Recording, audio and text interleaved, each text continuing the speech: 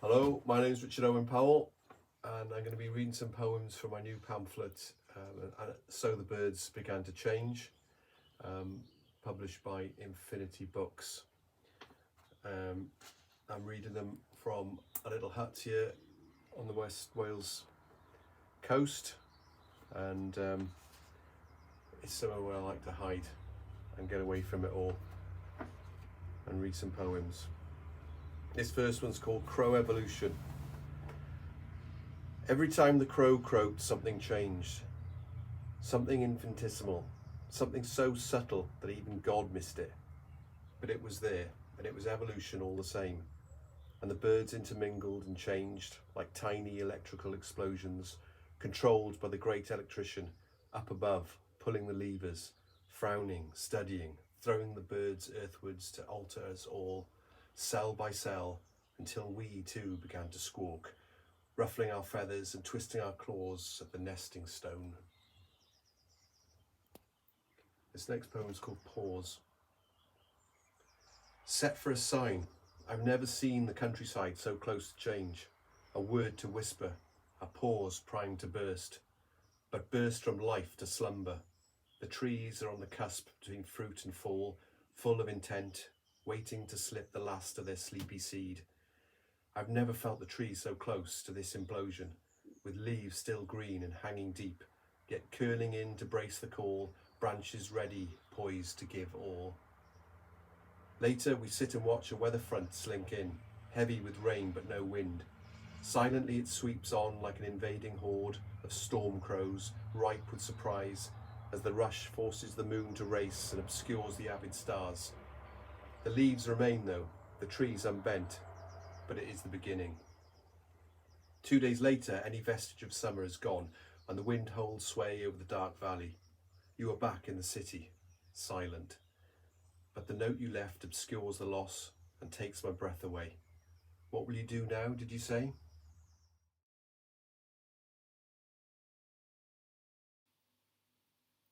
Hello, my name's Mab Jones. I'm going to be reading from my latest collection, Yubitsume, published by Indigo Dreams. Cover art by Ruth Murray. Thank you, Ruth. This first poem is called Fork, and it's about how middle-class people seem to hold their forks upside down when they eat, but working-class people such as myself, I was never taught to do that. I always used it more like a scoop. So this is in the voice of that middle-class person, which I probably now am. I hold my fork at an angle that's deliberately anti-gravity, an aerial articulation of my status, strata, class. It's an elegance I inherited, like a title or a medal, though I understand the need for it, that thrice daily parade. You hold your fork like a shovel, the clawing grasp of a beggar. Mine tips like the beak of an eagle, a slim-fingered enchante. While my hand's that of divinity, yours is the paw of a mongrel. You scoop your soup, your mushy peas, your ugly blocks of cereal, while mine flies overhead, as a private jet does a hovel, a bridge does a pissy streamlet, a dancer's leg does the bar. Oh, my clever fork plucks morsels, but also proves my level, shows yours by acting opposite, keeps order with its prongs.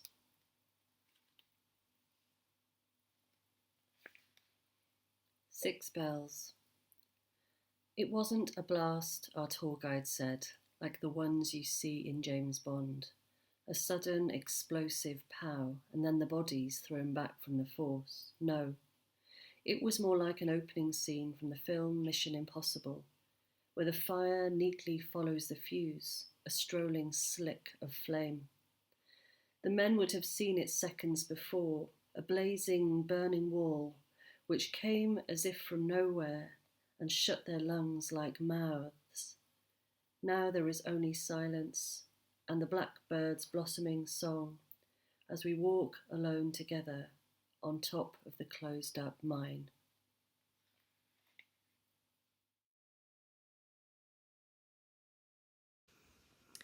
In Undermilk Wood, Oki the milkman dreams of pouring all his milk into the river despite the cost. In reality, the milk he sold was said to be fresh as dew because he watered it down so much. Oki's River. His screenplay imaginings ride on a foam of semi-skimmed, bubbles of dirty secrets rising to the surface like offerings. Milkman made redundant, the river delivers a busy-body torrent of unspoken thoughts right to the door, across the well-scrubbed step, over the mat, into the parlour. It laps his ankles, seeping, spoiling, curdling its milky way out the back to the yard. On and on, a gurgling milkshake of a force, carrying cats, cows and children in its wake. In his dream, fermented lactose sours his sleep, makes curds of reality, yellowing the truth. He smells the rancid odour of his ways, longs for a bright new day when he can confess to the Reverend and make amends.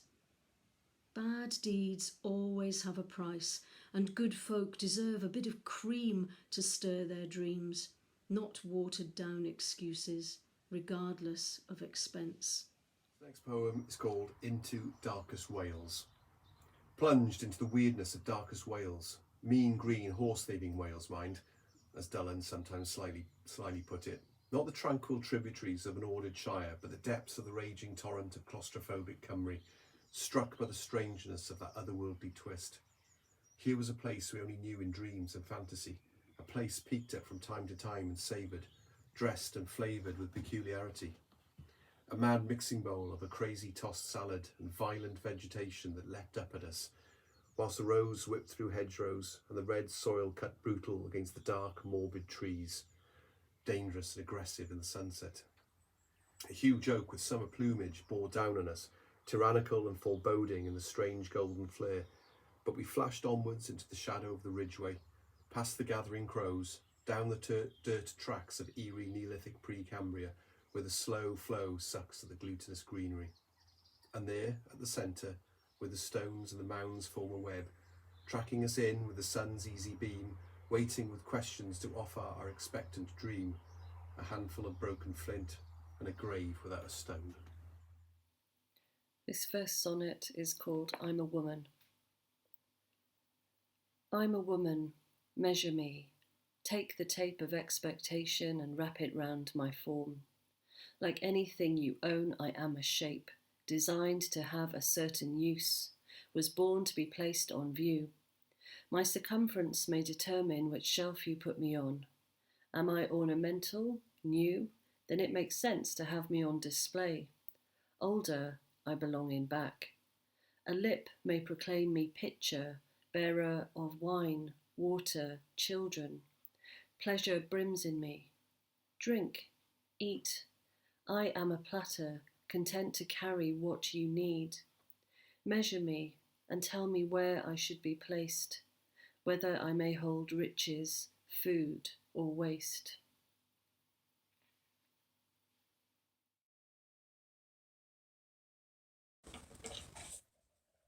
I dreamed the telephone caught fire. Your string of invective boiling down the wires and burning my ears. At your scalding lies, I threw it down, where it throbbed and hissed. The water dulling your voice until words become bubbles floated upwards as I tried to catch them but could not hold your words. And the dream, too, vanished on my waking. Only the dull ache of the burn remains, that and the pain of truths untold. The poem is called You Know How to Whistle, Don't You? And it's Lauren Bacall and Humphrey Bogart discussing. Do they want us to become birds, troughs of despair, peaks of pleasure? Perhaps we will evolve downwards to avian simplicity.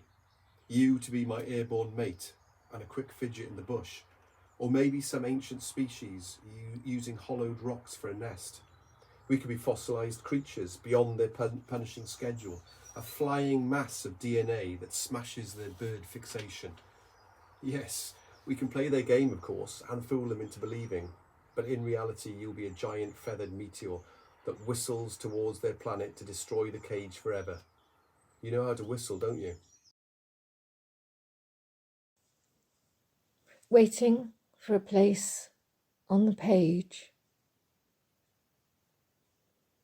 You slip, pin drop quiet, through the side door, out of the cul-de-sac, a right turn, into the lane, and you run and run under tangled limbs that reach into your night times, that make you glance behind and wake afraid.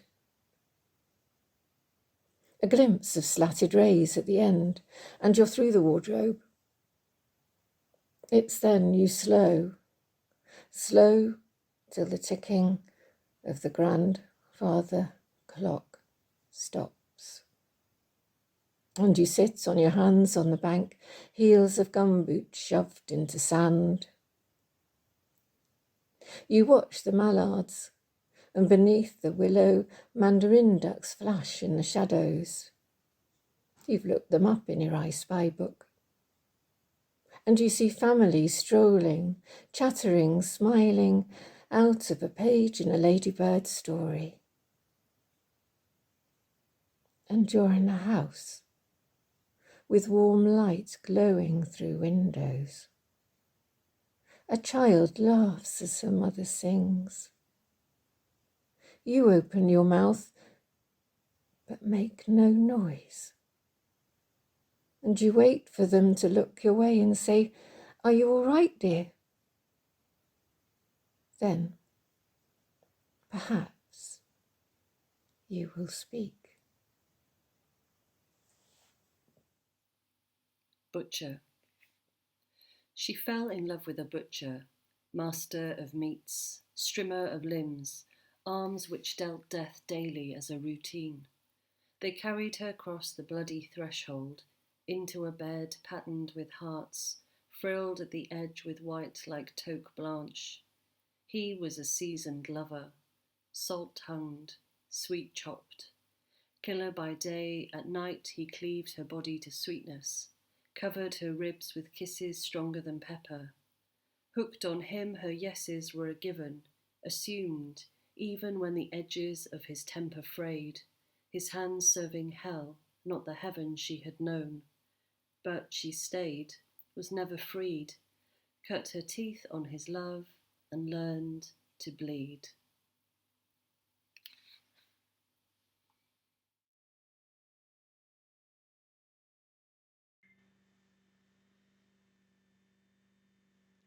The nature of sleep after watching University Challenge. A tornado unicorn, fingerprinted in dust on the back of a white van.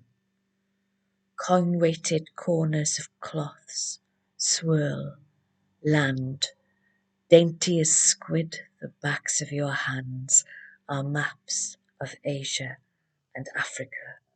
The capital of Madagascar is Antananarivo. Rain wind billows like thoughts. Words slip through fingers like tripe, or the elusive pun between late and elated. Tangled in the sleeves of that dress, you've worn it to bed. Ideas, sticky with latex or chewing gum. Hevea brasiliensis is a euphorbia. And you're singing in your sleep, like Johnny Mathis, but it's David Bowie. Wild is the wind. You touch me. This next poem is called Intrusion of Heroes. It begins with a bang. Black and white back vision moves the bullet forwards as the sun trickles malevolently in slow motion down a wall and blurs the image that burns through your heroes who gather in the gloom outside, hoping to catch you unawares. You can't quite remember the image, a maddening mood swing in the sun beyond a diamond rough horizon. It's not fair if it's not real. The image of flaxen hair stuck to tobacco-coloured linoleum cuts into your thoughts, where dead crows hang outside a window.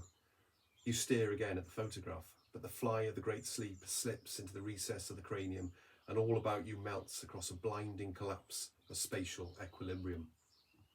Adrift in the garret room, you decide to hide in the wardrobe, there to wait for the smoke to clear before you trace the length of skin on the frozen pipes to regain poise through pain. Feel the horror, the bullet moves again. Without warning, the sun hits where the bullet stops. It causes your heroes to burst through the door, catching you frozen with your tongue on ice. They start to snarl as the gun jumps once more. Now the room reeks of tiny alien worlds as a wormhole opens up to allow them to slip back through. You follow, but leave your skin to hang thin from a hook on the door for someone else to use or another lost groupie to abuse. This is the title poem of the book. It's called Yubitsume. That's the Japanese ritual of amputating your little finger in order to atone for an offence. When the trees begin to flame, it's time to forage through my room for those Yakuza-style gloves, the ones with every finger chopped, so I can keep working through winter. I push my chilled fingers into the black knitted tubes, the ends erupting rudely, the thumb tsunami blunt. My pinky no longer glows from promises it won't keep. Winter is approaching, and I need to think just of myself. When the birds start forming arrows, I cut the ties of summer, break off that June romance, slam my fingers at the keypad until every digit burns.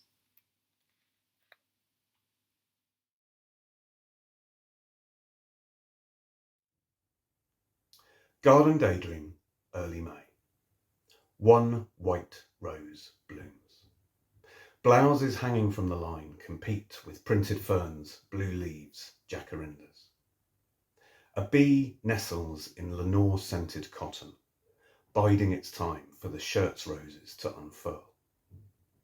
Come sunset, we take the washing in, trapping the bee in a sleeping bag of underpants. Next day, 3 new flowers appear on the rosebush. Now I am a bee. I sniff, lurk, lust after a faint scent while knitting my legs thoughtfully. I am impatient to move, sensing there isn't time to do all the things I want to do. The head of the rose is delicate as velvet, a puppy's ear. It is an intrusion to dig within, to examine its secret heart. I keep going past ecstasy, past time even, until I sense I am at the centre. Inside the centre is more centre. I am no longer a bee. I change into a clean shirt. My slice of toast drips honey. My eyes can see 1,000 things simultaneously. Okay, this one's called Cufflinks. Pair of cufflinks I asked for. He gave me a silver spoon, blackened with a bent handle, and a pass-me-down set of eyes that he would use to stare at the blank wall after mass. I prayed below him for years, forever asking favours, always forgetting the rhyme.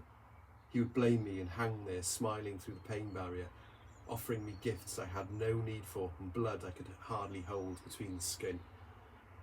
Pair of cufflinks I prayed for. Next day I woke up with one jammed through the palm of each hand.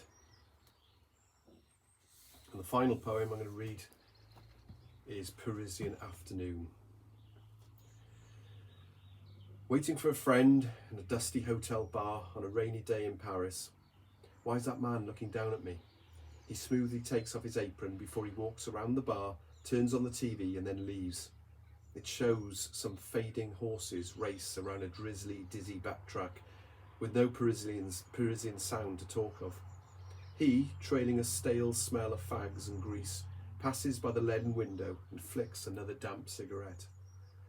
Hunched over a beer, I'll wait for an easy friend in a cold, dark bar in Paris on a long, dead day on my own. I wanted to see Hemingway, but couldn't find him anywhere. Then I wanted to meet Sartre, missed him in every lonely face. I just needed to avoid Proust, saw him in every arrogant angle. So why is that rabid dog growling at me?